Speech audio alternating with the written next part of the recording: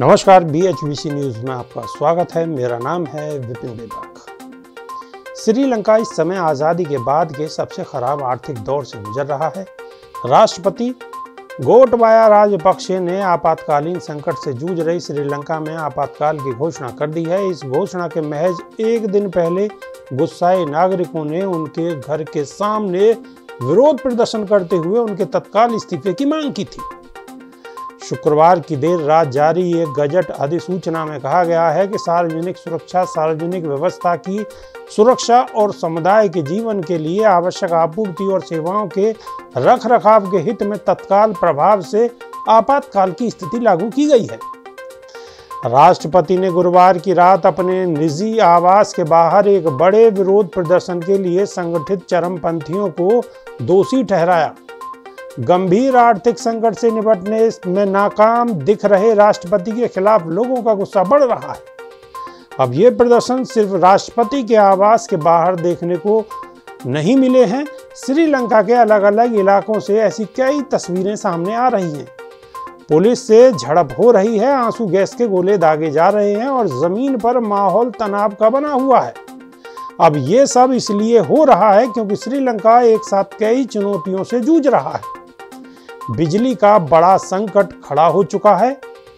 घंटों के लिए देश अंधेरे में रहने को मजबूर हो रहा है। बसों और वाणिज्य के वाहनों के लिए फिलिंग स्टेशनों पर अब डीजल नहीं बचा है। अधिकारियों और मीडिया रिपोर्ट्स के अनुसार श्रीलंका में सार्वजनिक परिवहन की सेवाएं बुरी तरह प्रभावित हो गई हैं। सरकार के वरिष्ठ मंत्रियों की टीम ने शुक्रवार सुबह एक संवाददाता सम्मेलन में हिंसा के लिए विपक्षी दलों के चरमपंथियों को दोषी ठहराने की मांग की। कोलंबो में संयुक्त राष्ट्र के रेजिडेंट कोऑर्डिनेटर ने एक ट्वीट में कहा है कि हम घटनाक्रम की निगरानी कर रहे हैं और श्रीलंका में हिंसा की खबरों से चिंतित हैं। सभी समूहों से संयम बरतने का आह्वान करते हैं। इस सब के अलावा श्रीलंका में छात्रों की पढ़ाई पर भी इस आर्थिक संकट का जबरदस्त असर देखने को मिल गया है। पहली बार देश में कागज की ऐसी किल्लत हो गई है कि परीक्षाओं को ही अनिश्चित काल के लिए स्थगित कर दिया गया है। इन सब चुनौतियों से परेशान होकर ही कई लोग अब सड़क पर उतर आए हैं। वे अपने हक के लिए प्रदर्शन कर रहे हैं और अब कुछ जगह अगर ये प्रदर्शन शांतिपूर्ण दिख रहे हैं तो कई जगहों पर हिंसक भी हुए हैं। इसी वजह से Colombo, north Colombo, south Colombo, central और नुगेगोडा पुलिस डिवीजन में कर्फ्यू लगा दिया गया है। पड़ोसी देश श्रीलंका इस समय अपने सबसे खराब आर्थिक संकट से गुजर रहा है। इस बीच भारत की तरफ से 40,000 टन डीजल की खेप श्रीलंका के तटों पर पहुंचाई जा चुकी है। भारत ने डीजल की ये खेप क्रेडिट लाइन के तहत दी है।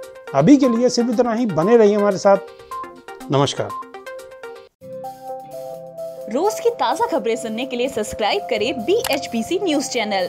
साथ ही रोज के नोटिफिकेशन जानने के लिए दबाएं बेल आइकन। साथ ही हमें अपनी राय देने के लिए हमारी वीडियो पर कमेंट करके बताएं और वीडियोस को लाइक और शेयर करना बिल्कुल ना भूलें। आप देख रहे हैं BHBC न्यूज।